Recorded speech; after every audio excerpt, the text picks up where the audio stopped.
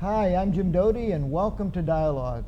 We have a very interesting guest today, Harshad Dharod, who I have to say, I'm always impressed with a rags to riches story.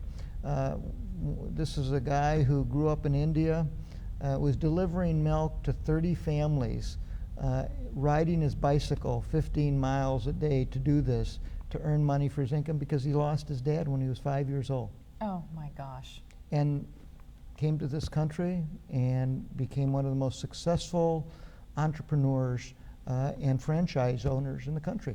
Have you ever wanted to own a franchise? I have. So we're going to learn today We're how gonna to learn, do that. we're going to learn how to start Yes. from nothing and then achieve a multi-million-dollar business. Sounds very interesting. Harshad Dharod, Yes. welcome to Welcome. Dialogue. It's great to have you. I just mentioned about this background in India. Bringing milk to 30 families, how much do you make doing that? At that time, I think each bottle used to give me like 3 rupees, so that's like I delivered 30, so probably give me 100 or 150, 200 rupees, which if you convert into right now, probably is what, 50 rupees is a $1, so what's a $4 a month? Oh my gosh. And how long did it take you to make those deliveries? Every day I used to do that before the school. I go over there about 1.5 to 2 hours, and right after when I come back from the school, another 2 hours. So it was 4 hours a day. Oh my gosh. And did you ever have customers that complained that the milk wasn't cold, or how did you keep it cold? We didn't have to. didn't We just delivered room temperature milk. Oh, okay. Okay. You That's know. right. A lot of the countries, they don't drink Amazing. milk How cold long did you anyway. do that?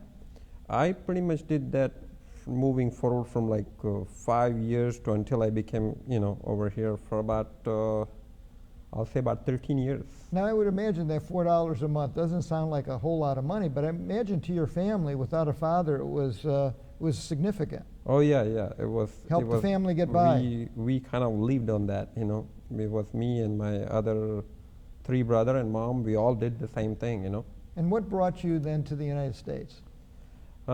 My uncle wanted us to come over here all the time, and even I was very excited to come to America. I mean, I just had the dream coming here since I was a child because my uncle was here, and he used to, every time he came to our house and all that stuff, he brought me like chocolate or, some stuff from America, which was kind of like the best thing I had. And that's the whole reason, when I was a child, I knew I was going to come to America. And, when I was 17, 18, my mom made a decision to come here, so we all came with my mom. But it wasn't to start a franchise. That wasn't your original dream, wasn't it, to study medicine? Yes.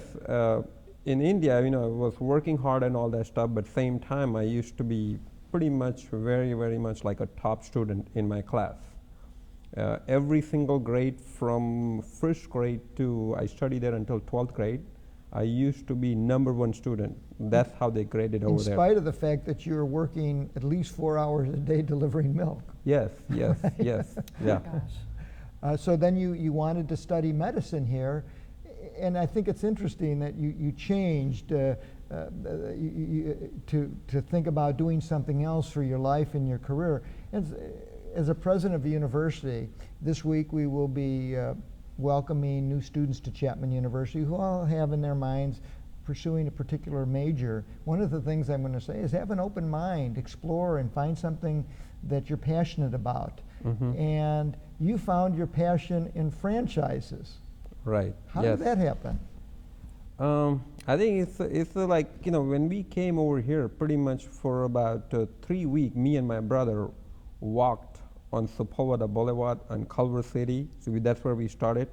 My aunt would drop us on one side, 9 o'clock in the morning, and then tell us that go straight up to 1 o'clock and apply every single places. And when it's 1 o'clock, go on other side and apply every single places. And 5 o'clock, I'll meet you other side. Oh my gosh. And you were really hungry, and there was Yes. no place to eat? Is that? And so you thought to start a franchise? Oh my goodness. Yeah. But it's like I just applied a job everywhere, and finally after 21 days, Jack in the Box hired me. As me what? and my Oh. brother, as an employee. What were you doing though at Jack in the Box? I started making tacos over there. So you learned how to make a good taco. Taco. Well, okay, so then how quickly thereafter did you buy the Jack in the Box? I think after let's see, it was in 79, and in about 82, 3 to 4 years later, I bought my first franchise. From the money that you had saved from working at Jack in the Box? Right, exactly. You know, Okay, it was that's me and my amazing. brother. You know, he also worked, and he used to be a mechanic, and he saved a lot of money. So me and my brother both, you know, money was saved, and we bought our first franchise. I will believe in about 1984 or something. You know. And did you see a difference in the work ethic between the people that worked for you at the franchise? I'm just curious, as compared to how you worked and how you and your brother were accustomed to working. I mean, you grew up having to work extremely hard. So what was it like to watch the people over here? I think over here, in general, everybody works very hard. You know, I think you just work hard, and I mean, I was pretty much, I would say, lucky, and I did work a little bit harder, you know. But you know, I mean, you could just accomplish whatever you want to accomplish once you put your mind to it, you know. And then I after love that positive attitude. I know, it's because I want just amazing. as a little bit of economic perspective, that period you're talking about when you got started Right. in the franchise business was really one of the worst recessions. It was a back-to-back recession in the early 1980s, the late 1970s. And in spite of that, you were able to buy your first business in the midst of an economic downturn. I mention that because we're in a serious downturn now. We're in a recovery, but it's a very slow recovery. But here, you were able to make it during a tough time. So I mean, yeah, I think making it, not making it, all that stuff is totally up to you. But you got them to perform better, didn't you? Didn't you buy existing franchises and then you improved their performance by 30 or 40%? And so how did you do that? How did you get the people to perform better? It's pretty much, I think, you know, you motivate people. How? If basically you could become almost like a friend with them when you buy the stores, and you know, you talk to them and you kind of work with them, and it's just becoming really friends with them and get connected with your employee, get connected with your customers, and you kind of, it helps both ways. You know, when your sales goes up, suddenly all the employees start making more money and all that stuff. Okay. And increasing sales, you pretty much explain your point to them, you know, why we need to do this, this and this and all that stuff, and everybody get motivated. And then I think you create a momentum. And once momentum takes over, I mean, then you just don't have any, you know, limits. Did you have any issues where you had to deal with confrontation or negative issues or non-performance, or was everything, did you just keep it on a very positive level? Most of the time we keep it everything positive level, because I believe in, it's like, you know, not what you call letting people go or anything like that, because there is no guarantee. You fire someone and you're going to get the better person. So you kind of work with your people, whoever you have over there. And you know, most of the time, whenever I buy some stuff, we have a very, very high, what you call is keeping them. Because even like in College Junior, I bought it 10 years ago, but I still have like 60% of the crew, the same crew, Wow. like management crew, is Yes. still there, you know. So they love it. They love you. Harshad, could you go to this? Let's get to the specifics of your first franchise that you acquired. Yes. How that happened, because here you're a worker, and there are a lot of people out there working at franchises, major employer. But how did you get this opportunity? How did it come up? And give us the specifics about how you changed that particular franchise, the first one. The first one, yeah, I could tell you, like me and my brother were driving on, we were just walking on Culver Boulevard, and here 560 SL passed by. And I told my brother, you know, we're going to buy that one on this day. And we both knew when we came into this country, we didn't came here to work. Actually, we wanted to buy the business.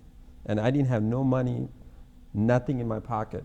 But I think, you know, the thing is owning the business, that's the part of the stuff we wanted to do from the day one. Me and my brother, we didn't have any what you call second thoughts about it. So we worked hard, and you know, it's like after 3-4 years, we needed some money, and we had some of the money, We saved it. We needed this much money, and then we applied it for first store. And then we needed to get the loan. And for that loan, I think I did pretty much the same thing. It's like just knocking door, and I went to probably like 100 to 150 banks. Wow. And Before they granted you the loan? Right. How much was it? How much was that loan? At that time, the first store I bought it for $300,000, and the loan was I had $100,000, and loan was about $200,000. Bank of America, they gave us the loan for another $200,000. They made me sign like probably I don't know how much document, but it was like An this much encyclopedia? documents. Yes. You signed your life away? So Yes. how were you able to, so whoever owned that store decided to sell it, and you bought it, were you able to do better than that previous owner? Oh, definitely. That was the store was owned by corporate. It's corporate-owned Jack in the Box, So and Jack in the Box sold it to you. right. And yes. you felt like it needed your TLC, tender loving care, and you gave it to it. Yes, You big gave it your time. culture and your drive and your Yeah. ambition, and it worked beautifully. But Yeah. they're the same hamburgers, right? The same fries. Yes. No? Yeah, everything. Everything's the same, yet you were able to increase sales how much? We in the first store we sell. I bought it. The store was $600,000, and we ended up by that year it was a $1 million. How in the world? Wow. Okay, so it's the same area, the Yes. same food. Yeah. So what did you do differently? Well, fast food is not a secret. In reality, I wouldn't think just so. it's just purely you take care of your customer who comes in. You give them hot food, clean restaurant, friendly service, and and a decent speed of service. And you provide that, and you will have your customer will be keep coming back. And that thing I think it just lacks. And pretty much for example, like when I bought my first store, I was there from 6 a.m. to 10 o'clock at night for first 6 months. I did not took one day off. Oh my gosh. I treated just like really like my little baby. Yes. And you spruced up the place? Did you make it look nicer? No. Did you put a big sign that said under new ownership? No. No? There was it just like kind of I always call He's it got like a magic formula, but he's just not telling us what it is. no, really. It was just kind of temperature communication, I mean, you could do a lot of those marketing and all that kind of stuff, but a lot of those marketing will bring people once. Temporarily, But yes. if you give them a good experience, So you knew that was going to take some time, but it didn't take a whole lot of time. right, if you give them a good experience, then they will be back, And it's a secret formula is, you have to just connect with your customer and you work hard. So did you go out there and talk to the customers? Hi, are you enjoying your hamburger today? And thanks for coming? Most of the time, yes. Like in the beginning, I did just go out and talk to all the customers. You and created a just fine see. dining experience at Carl's Jr. Now you were able to grow this one to how many Jack in the Boxes? This was first Jack in the Box Yeah. was bought in about 1984 or something, and in about 4 to 5 years, I had about 19 stores. Oh my good gosh. I was the fastest growing. I was the youngest franchisee when I became a franchisee of Jack in the Box.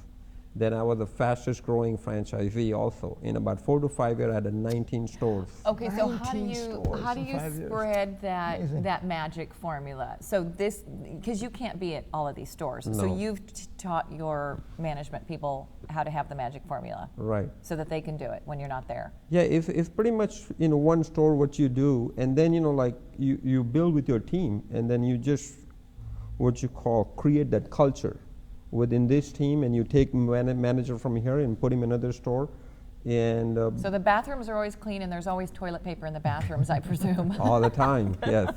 Fantastic. Yeah. Wow. Yeah. And are you still working as hard? Yeah. Right now I do You are? work hard, but now I do work a lot more with my people.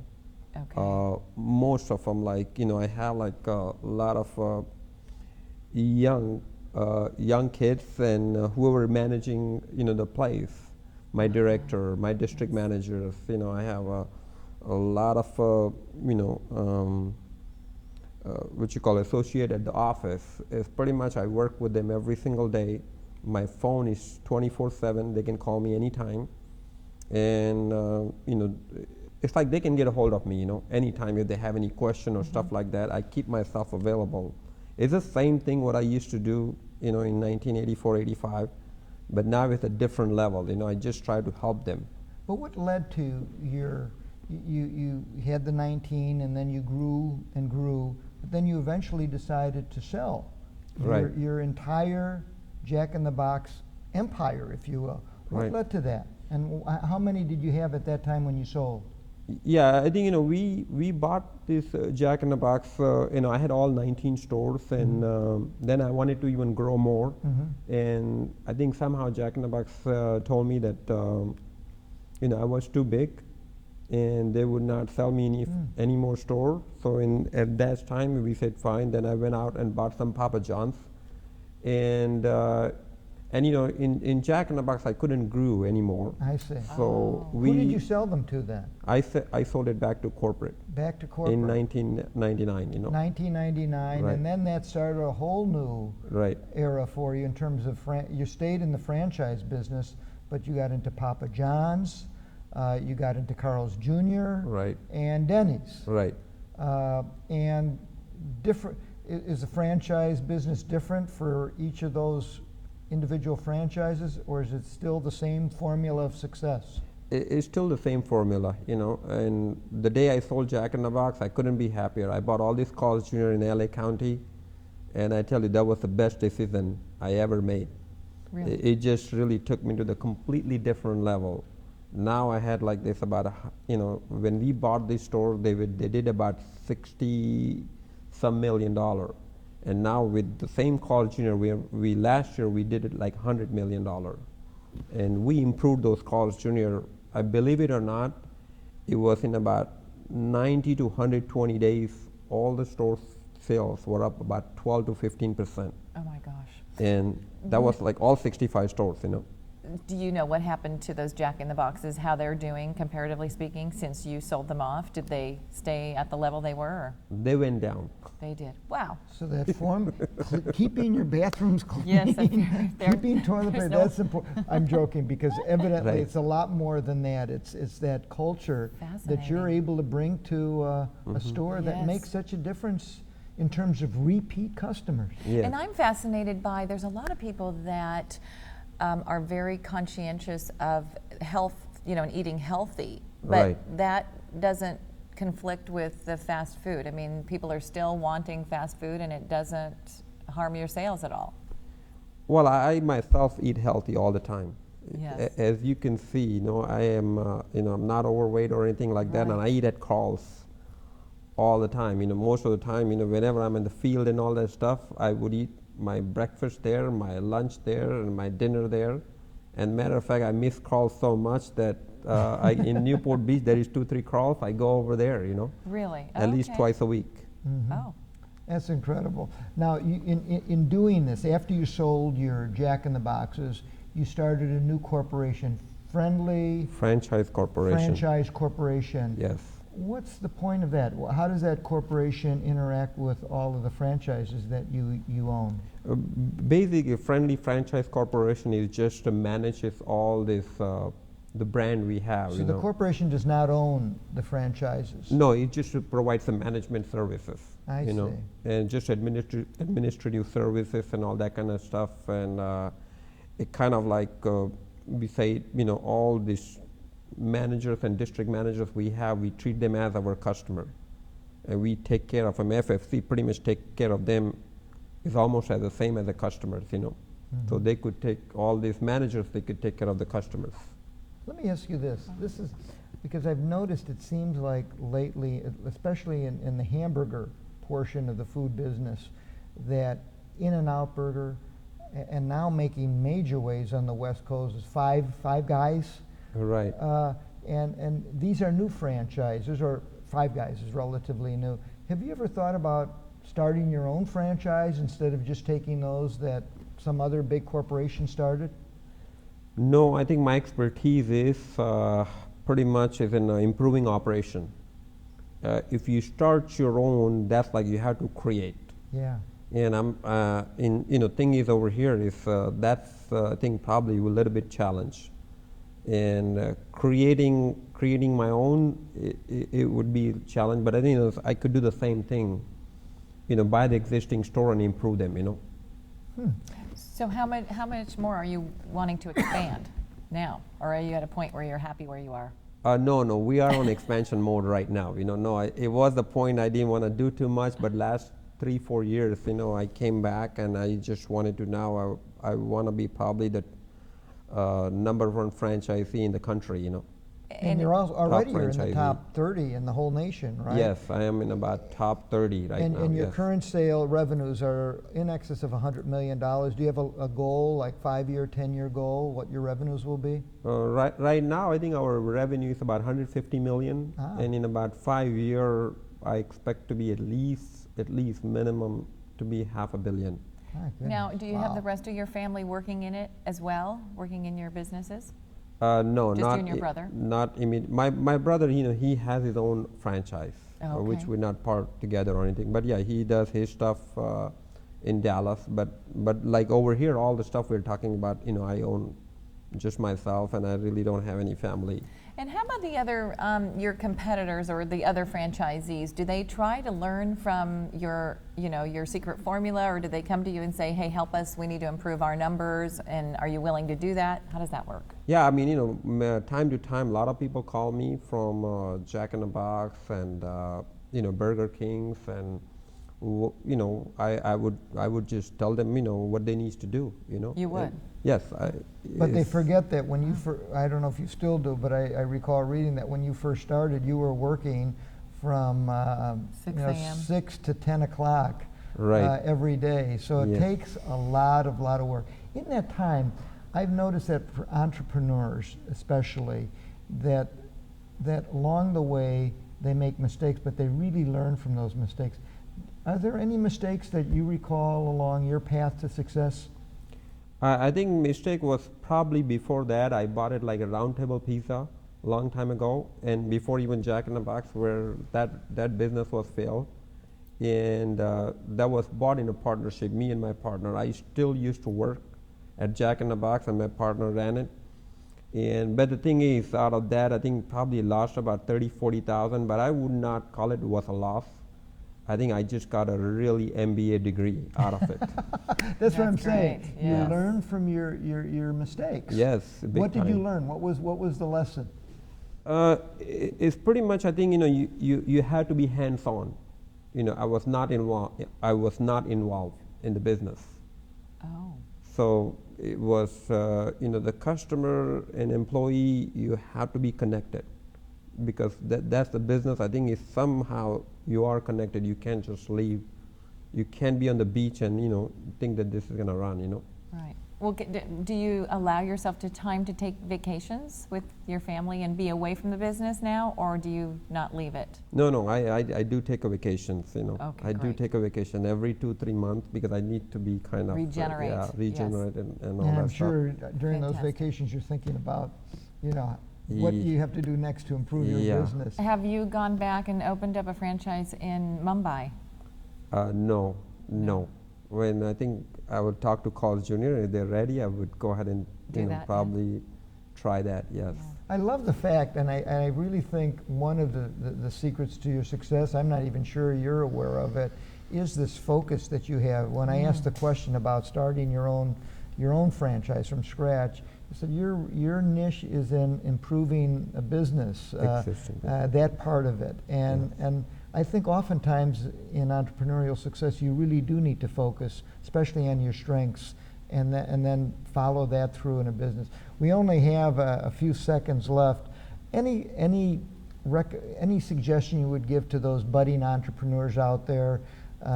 Here you change from a career potentially in medicine and develop this franchise empire. Do you have any tips to those young potential entrepreneurs out there?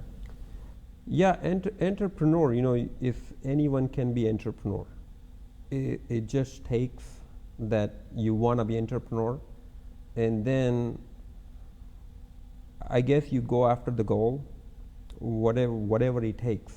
And I think as long as you're focused and you're going to work hard, you will achieve whatever. It's not in just a fast food business only.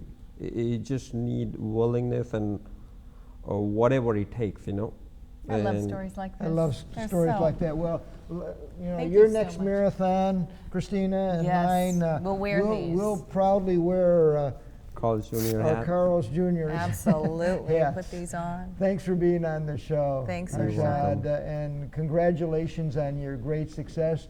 And maybe in a few years we'll have you back and we'll see how closely you've gone from that 150 million to that $500 million goal of yours. I'm sure you're going to Yeah. get there. Absolutely. I'm pretty confident too. Great Yeah. story. Love hearing it. Thanks so much for sharing and being so open with your knowledge. Thank you so much.